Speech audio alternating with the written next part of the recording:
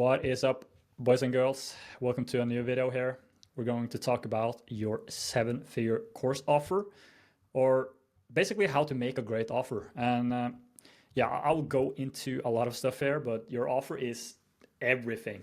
And we're going to go into the most important pillars here, what you really need to know, the psychology behind the offer, very important, the principles, the avatar and your niche, pricing, how to price your offer, and also how to do market research. In the end, we will go over offer doc that I made in Docs, and I will help you develop and create the actual offer. But yeah, let's start from the beginning here, because why is having an offer so important? And I mean, the offer is the core of your business in my eyes. It's the sales engines. It's what makes your funnel work, what makes your sales conversation great, what makes your marketing work, is basically the perception of your product. How does it look? And yeah, let's talk a little bit about the perfect offer journey. How do you get to the point where you have a great freaking offer? Okay, so your offer is the single biggest lever for scaling your course, or in fact, anything, any info product, any coaching offer, and so on.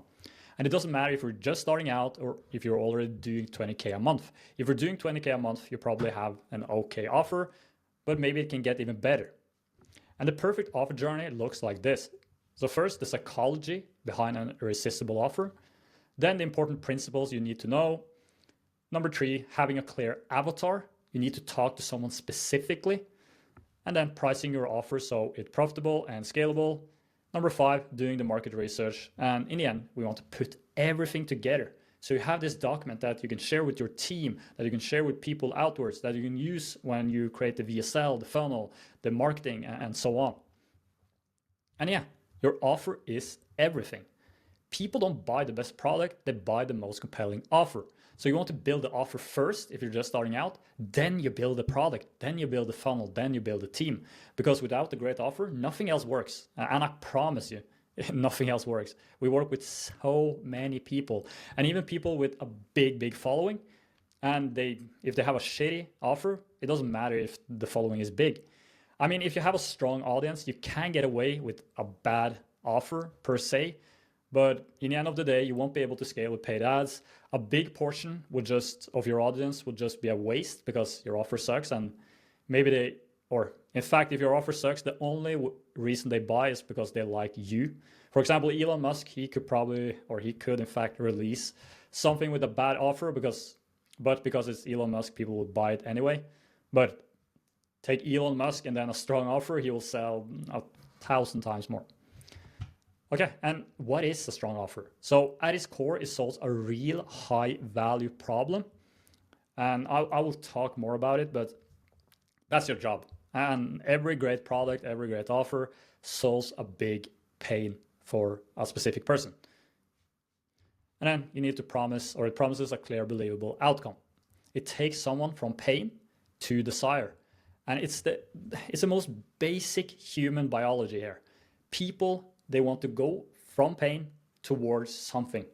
And that's what motivates every single human being, every single animal, and so on. They move towards pleasure and away from pain. And it's why you eat, it's why you sleep, it's why you want money, it's just a core principle here. And you need to know it, and I'll talk more about it. And just to illustrate, if these cars cost the same, which one would you choose? And this is not a Lamborghini. This is a random car brand here, and the same with this one. But let's say these cars cost the same. Which one would you buy? I'm pretty sure, or I hope everyone chose what looks like a Lamborghini here. But in the end, you don't know the material that has been used on this car. You don't know the mileage. You don't know the actual product per se. You only look at the perception, how it looks. And if you wanted to, let's say you were a salesperson, and if you wanted to sell one of these cars, you would probably most likely want to sell this car because the perception, it looks expensive, it looks nice. So it's easier to sell. And it's the same with your offer. Maybe this car breaks down the second you drive it. And maybe this car actually sucks. And this car is so good. But still, you will have a more easy time selling this car. So yeah, your offer is very, very important. Let's start at the beginning here, the psychology. Because in the end of the day, a great offer is built around psychology. So again, it's human biology. People want to go from pain to pleasure. And that's also what we like to call a transformation, going from here to here. But if you want to build your offer around the transformation, you need to know the transformation. And to know the transformation, you need to know the pain, and you need to know the desire, the pleasure, where they want to go. And yeah, it's dopamine. And it's a very interesting science research that was done on rats. And they actually removed dopamine. And yeah, it's crazy removing dopamine from rats, but they did it. And they put food just a couple of inches away or centimeters away from the rat. And they didn't eat. They starved themselves to death because they didn't have any dopamine. And dopamine drives motivation. And yeah, you need to build it around pain towards pleasure. And at the core, a great offer does two things. It solves a real high-value problem and promises a clear, believable outcome. And there's two kinds of pains that I like to emphasize here. That's a medicine kind of pain and a vitamin kind of pain. And a medicine kind of pain is a big one, because when you take a medicine, it's probably when you're sick and you feel super, super ill and you have this big pain. And when you take a vitamin, it's just that you want to feel better or you want to prevent getting sick. It's not something you need then and there. It's a nice to have. But a medicine problem is a big one. It's something that people want to fix right away. For example, a big back pain. Let's say you can't sleep because your back hurt. Let's say you can't work out, you can't walk properly, you can't play with your kids, whatever it is, it's a big problem. You want to solve it now, and you're willing to pay a lot to fix the problem. And a vitamin problem is not that important. It's just a nice to have. For example, stem cells for longevity. Yeah, I just want better health, but I don't need it. It's just nice to have. And you need to know how desire works, and it works on 4 levels. And this is important because you will hear a lot of the surface level things people say. What is this? Hello, hello. Yeah, there. And people might say, oh, I need more leads. But why do they need more leads? And then they say, so I can quit my 9 to 5. And then you're moving down a level. And then you're thinking, okay, why do they want to quit their 9 to 5? And then you get to the emotional level, how it makes them feel. Maybe they want more freedom, more time with their kids, and so on. And that goes down into the deepest level, their identity, who they want to become. And your job here is to connect the surface level goal to the deeper emotional and identity level motives. And another important thing here is you can't create demand, you can only channel it. That means that you need to look where demand is. Where does it spike? And how can you... The camera is a bit itchy today, so... I mean, it is what it is, but okay. But how can you create something where demand is? How can you position your offer where demand is? And there's 3 big categories that are like to create an offer within, and that's health, wealth, and relationship. Because within those, you have so many pains, you have so many things people want, people desire, people want to solve. And people already want status, safety, health, wealth, love, freedom, and control. So tap into that. And you find where that desire is spiking. And your job here, of course, is to position your offer as the shortest believable bridge, the transformation to get where they want to be. And yeah, to find this, you need to do market research, which is the 5th step here, which I will come back to. Okay, but what are some important principles to know before creating your offer? You need to have a clear offer. And some people try to make this creativity. They want to make this creative offer that sounds nice. But if it's not clear, if people don't understand it right away, it's a bad offer. It should be simple and easy to understand. People shouldn't have to think. People don't like to think. People don't like to feel stupid. They want to understand it. And the value should be obvious and big. And obviously, the value needs to be a lot bigger than the price. And it should be a no-brainer. People should feel stupid saying no. Then you have a great offer. And another important thing, and now we're tapping into some principles that are a bit more advanced, I would like to say. So it's just great to know about them. And that is that people want new or something different, something unique. People don't like trying the same thing they have done before. And this is an important thing because people don't like to blame themselves, they blame the method. So let's say I've been trying a low carb diet and I didn't manage to do it, it didn't work like I wanted to. I will blame the method. I will think that low carb doesn't work. But in fact, low carb works if you want to lose weight. I mean, every diet works as long as you're in a calorie deficit. But people don't like to blame themselves. They blame the solution. So if I tried low carb and it didn't work like I wanted to, and then you tried to sell me on low carb, you will have an incredible hard time. But if you came to me with this new diet, this unique, different diet, and yeah, it's something new, something you haven't tried before, and it's better because X, Y, and Z, then I'm interested. Then I want your new thing. And also you need to be unique, and we will talk about having a USP, something that makes you unique later on. And then different. People don't want the same that they tried before.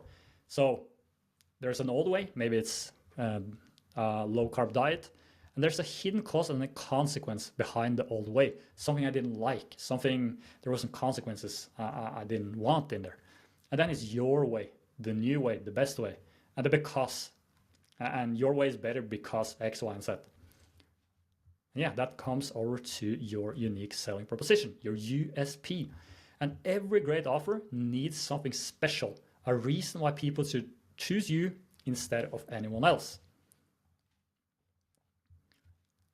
And there's many ways to create a USP, and these are 5 of the ways. You can have your own method or framework, a specific way of getting results that no one else uses. An example for this would be before, and now it's very hard, but before when online courses were new, or maybe it wasn't really a thing, maybe internet was new 50 years ago, something like that, then it's very easy to position online courses versus education. You can say it's faster, it's better, it's this new thing, you know. And then you can make it through your own results or experience. For example, an expert with practical knowledge from doing the thing. And we're talking about courses here versus a teacher, someone that's only been reading books, but yeah, you're the expert, you have been doing things. And speed and simplicity. Yeah, courses are faster, or maybe it's something completely else, but yeah, it's just faster, it's simpler. You can get to your goal in a better way. And let's say it's getting a job, education. It takes 4 years to get a bachelor in the States. It takes 3 years in Europe usually. It's a long, long time, and it's a hassle. But with this course, you can land a sales job in only 3 months, and so on. Your audience focus, being specific, having a niche.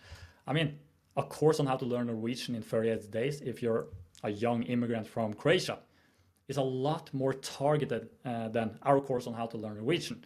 And if I had to choose, if I was a young immigrant from Croatia, I would choose this course.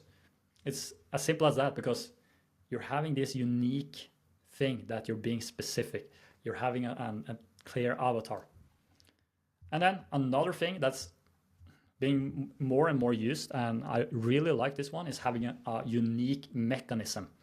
And a unique mechanism is your own unique mechanism of getting a result even though the path is common. And the thing right now is that a lot of the places where you want to create your offer within is super saturated. It can be getting clients through LinkedIn. There's so many people selling it. So how can you be unique when everyone else is offering the same thing? It's very hard to use those other things there if that's the case. But then you can have your unique mechanism, and that could be the 5T method. So instead of get 5 clients through LinkedIn in 23 days, which everyone is selling, you can have get 5 clients through LinkedIn in 23 days using the 5T method. And then you sell them on your method. And then you're unique, because if they believe in your method, and that's the best way to get 5 clients, then they have to choose you because it's your method. They can't go to someone else because they don't have that method. And yeah, it's a concrete cause and effect by which your offer produces the promised result. And yeah, so creating a unique mechanism is something I can create an own video on as well if it's hard to grasp. But you have three valid sources you can create a unique mechanism from. And invented, which is a real name process or framework you use, it should sound scientific. People don't want the six-pack blueprint anymore. It sounds corny, it sounds salesy. I want something scientific. And uncovered a common practice others never explain that you make explicit. So you can basically take something that everyone else is doing as well, but you explain it, you create it through your method. And the same with reframed, really. And 5 prompts to surface your unique mechanism is thinking about what do we or I do, in what order and why that order matters. What did we add or remove versus the common path? And the common path means basically the path everyone else is selling or taking, and why it matters. Where is our way easier, faster, safer, or more reliable?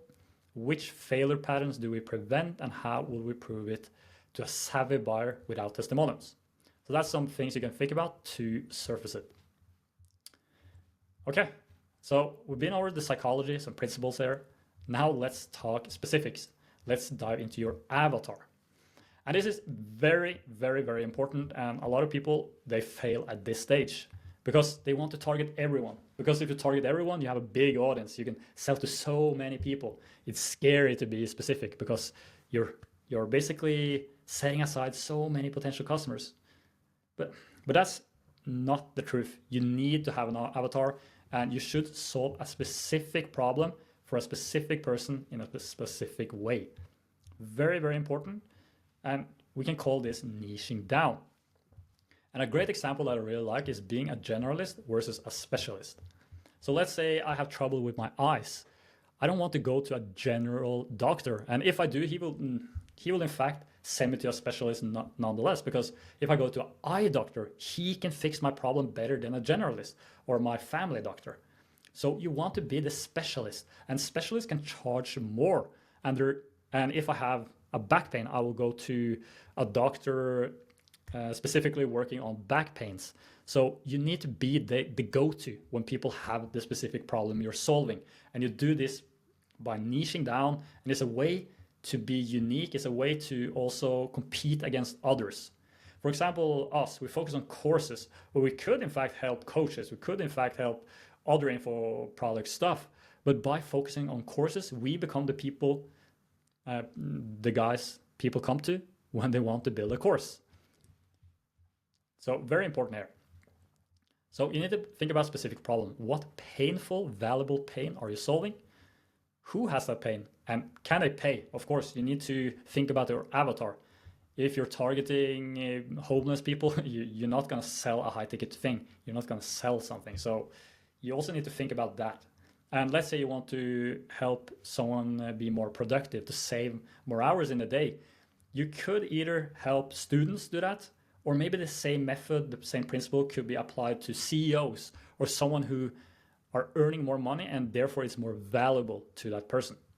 And then in a specific way, why your method is the best way. And I really like the word because. It's a lot of power in it. So you need to be able to fill it out. And your method is better because. And yeah, it could be helping high-performing men rebuild confidence and attract meaningful relationships after divorce through a proven emotional reset framework. And again, I don't really like this name, but it's just to show a way to do it. But I like to have a more scientific way, and yeah. And yeah, you should know the person you're helping inside out. You should know them better than they know themselves. The way they talk, where they hang out, what they like and don't like, the dreams and aspirations, and also what keeps them up at night. Very, very, very important. Okay, pricing. I just need to grab some water here. Nice, let's continue. So pricing can also be a bit difficult. I know a lot of people struggle with pricing their offer, pricing their product, but it doesn't need to be that difficult. And pricing is really a first order decision. It creates margins, and it filters buyers, and it signals value. And how you price yourself will affect how you can get clients, through what methods, and how scalable it will be. And yeah, it's very, very important to price yourself correctly. So you have 2 ways you can go. You can go high ticket, low ticket, or something in between, but you will get it by just these examples there. So if you charge $100, you need 1,000 customers to earn $100,000.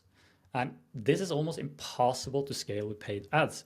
You're competing, your competition is outspending you. And of course, I wrote you are, which is wrong, but fine.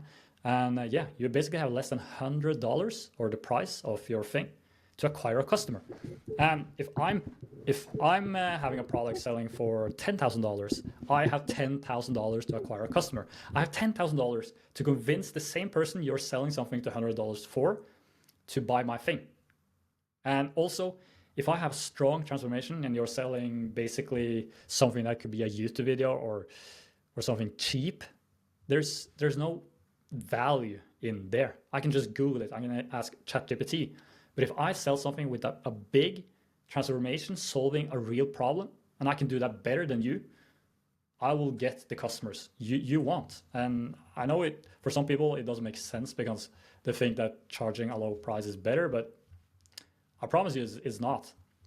And if you go high ticket, you can sell to 20 people a 5K product and make $100,000. And it's not that hard. It's very, very hard to sell $1,100 products. And also people that don't have a lot of money, they're a pain in the ass to work with compared to people who can afford a bigger thing and they really want to change. They really want the transformation. And then you can scale with paid ads. You basically have $5,000 there to acquire a customer. And with this price, you can easily build a business. You can have a sales team. You can have a great sales funnel, and you can scale easily to $100,000 a month if you have a great offer and if you have great funnels, great marketing, and so on, of course. So how do you price something high ticket? You price the value of the transformation. And a lot of people make the mistake of pricing the content. But people don't buy information because information is everywhere. It's literally a problem that we have too much information. If I want to solve a problem for myself and I have to Google it, I'll find so many people throwing stuff at me. I don't want all this noise. I want something concrete. I want you to take me from my pain to where I want to be in a fast, easy way. That's what I want. I don't want all this information. So yeah, the course price, and this is a great way to look at the course prices or coaching offers, is looking at the 12-month outcome, the value of 12 months, and then you times it with between 5 and 15%. And yeah, if we take a look at the beginning here, you take a look at the outcome of achievement. Outcome of achievement, is that correct? The 12-month outcome value. Okay, and this can be difficult sometimes because you have monetary. It's a lot easier when it's money related. So if I have something that adds $100,000 in the next year for you, I could easily charge $10,000 because if you pay me $10,000 and I can help you earn $100,000, it's a no-brainer. Let's say it's non-monetary. Maybe it's related to health, relationships, and so on. It's harder. But then you need to look at your avatar, which we just talked about, and have a look at how much is it worth for them. Let's say they have an alcohol problem and they're a CEO in a big company. Just think about how that affects their life, their job, and so on. And it's a big, big problem. If I'm addicted to alcohol and I have kids, I have a family, I have a job that requires a lot of my focus, I really have a big, painful problem here. But if I'm homeless and I have an alcohol problem, of course we want to help that person, but they can't really pay. So the value just isn't the same when it comes to the money they can pay for it. So you need to take a look at that. And then, of course, very important, the perceived likelihood of achievement.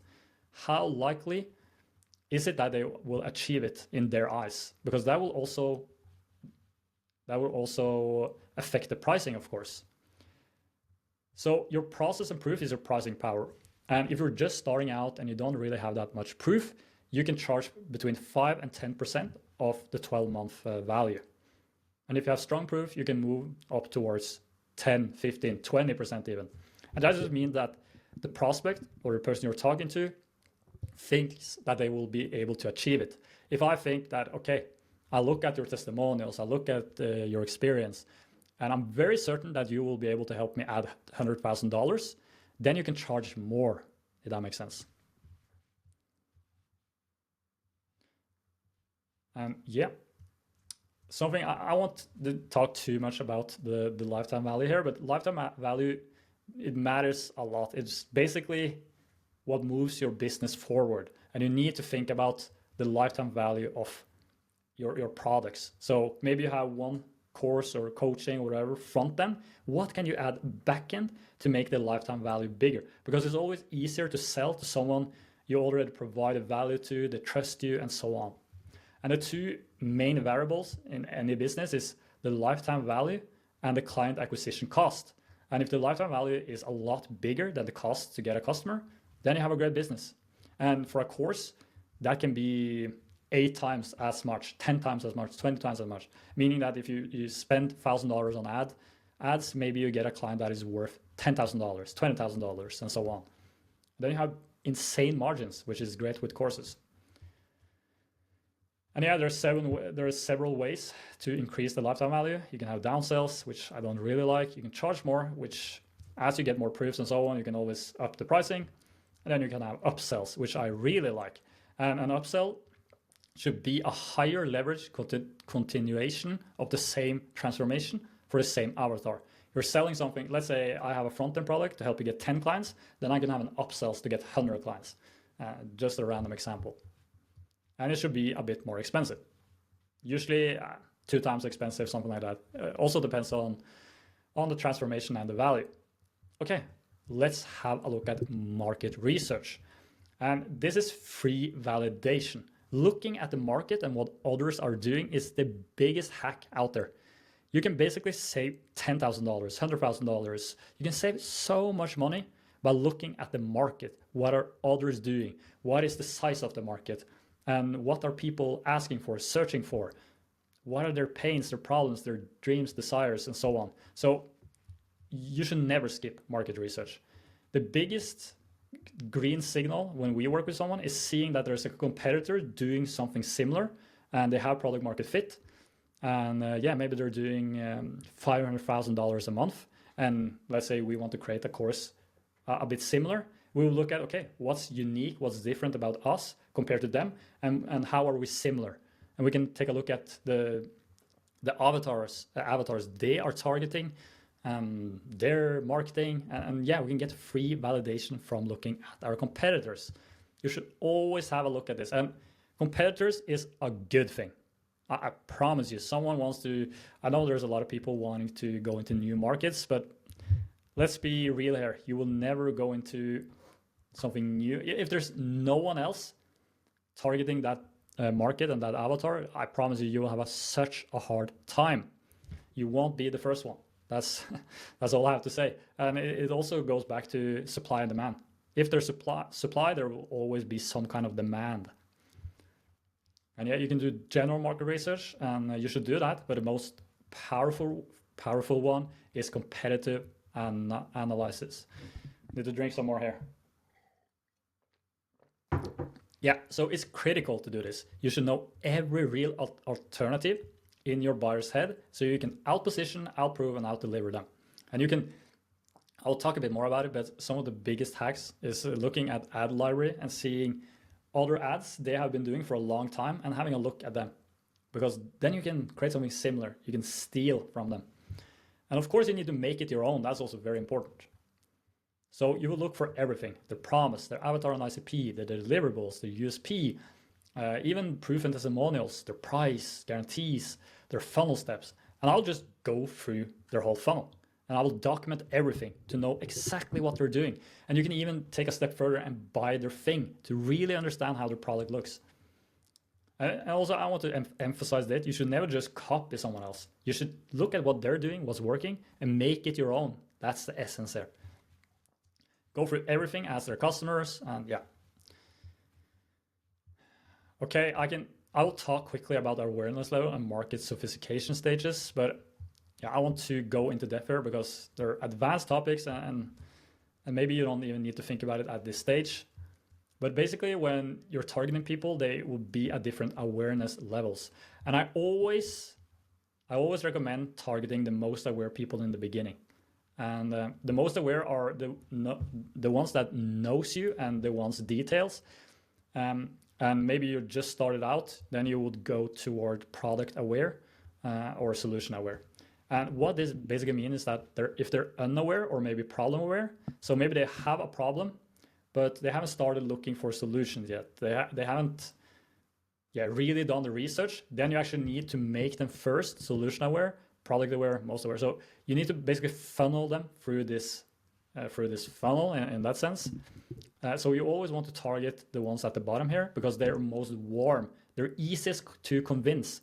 Because let's say I have a back problem and I'm looking for solutions. If you then come to me and shows me how you're the best solution, it's very easy for me to pick you.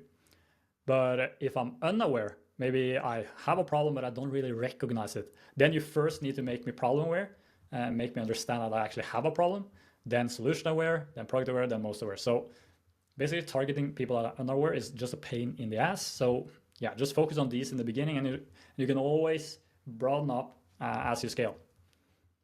And market sophistication stages is just how you need to look at in what stage your market is in, and it will determine how you market yourself.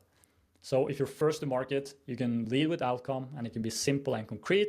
And of course, being first to market doesn't mean that you're creating a new market. You need to remember, and that's also why I wanted to go through this in the beginning, and that is you can't create demand, only channel it. So have that in the back of your mind here. And yeah, you can do some research on your own, but basically when you come down here, the markets are more and more saturated, and you need to work more on your own USP, being unique, having your own unique mechanism, and so on. Because for example, with the LinkedIn thing, there's a lot of people helping people get clients through LinkedIn. So you need to create something that makes you unique if the market is in here. If you went back a couple of years and people were pretty new to LinkedIn, then you could probably just have, I will help you be better at LinkedIn. And that would be compelling. But right now, we're at a stage where there's a lot of people helping people with LinkedIn. So the market sophistication is in the later stages. So it just determines how you market yourself. Okay, but think about where do you find them? And where do you actually do the market research and find people, find problems, and so on? There's many places to look, and you can look at YouTube, Instagram, TikTok. And the best thing is finding other courses, if that's what you want to move into, with something similar to you. That's the most powerful one. And that's what you really should look after, but also YouTube titles, Instagram, people on Instagram within the same niche and so on could be great. And then when you find someone, for example, if I find someone selling or having a similar business that we do, helping people with courses, I will then look at ad libraries. And the first one I will look at is Meta. I will have search them up, look at the ads they have going on, which have been active for a long time. And I will look at the framings and also their whole funnel. And then I will create an ad swipe file. I will document everything. Everything you do in market research should be documented. And you should create something similar to this.